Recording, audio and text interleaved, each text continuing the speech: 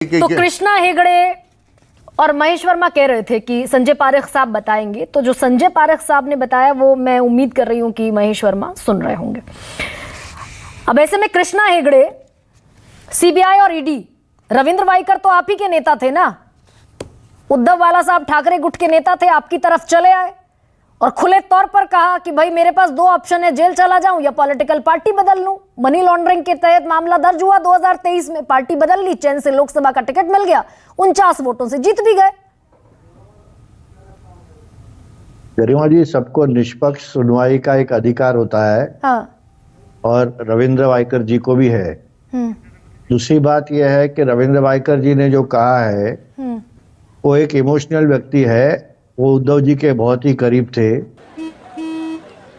चल, हो जा शुरू। केसरिया से मन जोगी हुआ रे, दिल झूमे देखो पतवारा हुआ रे, दिल झूमे देखो पतवारा हुआ रे।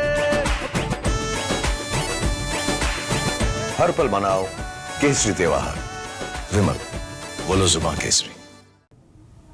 और जब उन्होंने पार्टी बदली किया तो उनका एक इमोशनल आउटबर्स्ट था, लेकिन जो उनका मामला था वो इमोशनल आउटबर्स्ट में वो ये कह गए कृष्णा हेगड़े कि दो चॉइस है ना, उनका एक मनी लॉन्ड्रिंग में फंसे, दो चॉइस है, पार्टी बदल लें या जेल चले। नहीं, उन्होंने ऐसा नहीं, उन्होंने ऐसा नहीं कहा। एब्सोल्यूट ऐसा ही कहा है कृष्णा हेगड़े जी, एब्सोल्यूट ऐसा कहा है, गूगल कर लीजिए। सुनिए ना, उनको एक जमीन अलॉट हुआ था जिनके ऊपर वो होटल बांधने वाले थे। हाँ। लेकिन जो परमिशन के खिलाफ कई लोग उनके खिलाफ गए। हाँ। उन्होंने उनके खिलाफ कंप्लेन किया ईडी में और उनके ऊपर केस चली थी। हाँ। और दूसरी बात मनी लॉन्ड्रिंग का मुकदमा दर्ज हुआ। जो नहीं, सुनिए ना, जो केस वाइकर जी पे हो या दूसरे किसी पे भी हो, कोई भी केस बंद नहीं हुआ है, कोई भी फाइल क्लोज नहीं हुआ है। तब आप नोटिस के बारे में बात करते थे क्योंकि वो उस बाजू में थे, लेकिन उनको अभी भी नोटिस मिल रहा है, लेकिन आप बात नहीं कर रही मीडिया। क्योंकि उनको लगता है कि भाई बीजेपी के सहयोगी है। नहीं, मैं तो सबकी बात कर रही हूँ कृष्णा हेगड़े। 25 आए 2014 के बाद, 25 भ्रष्टाचारी नेता 2014 के बाद इधर शामिल हो गए आकर। 3 के केस बंद हो गए, जो चार्जशीटेड थे। नवीन जिंदल चार्जशीटेड थे, टिकट मिला। प्रफुल्ल पटेल थे, अजीत पवार थे, यामिनी यादव थी। कितने नाम गिनाऊं मैं? 25 में से 3 के खिलाफ केस बंद हो गए, 20 के ठंडे बस्ते में चले गए।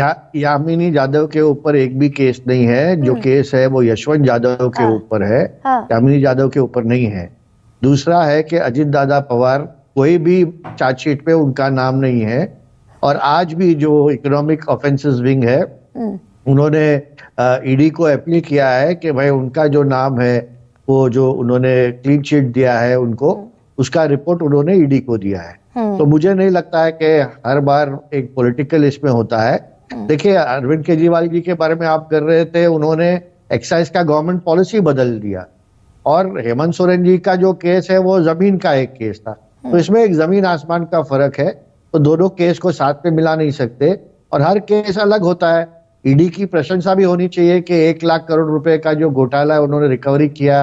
बैंक का घोटाला है 30 करोड़ का, जो डिफॉल्टर्स का, उन्होंने उसका भी रिकवरी किया। इधर का सब किया ना, लेकिन कृष्णा हेगड़े सब इधर का किया। और आप अजीत पवार का नाम ले रहे हैं कि चार्जशीट में उनका नाम नहीं है। अजीत पवार, सुनेत्रा पवार के स्वामित्व वाली कंपनी का नाम चार्जशीट में है, अजीत पवार का नहीं है। तो कंपनी किसके नाम पर है? सुनेत्रा पवार और अजीत पवार के नाम पर।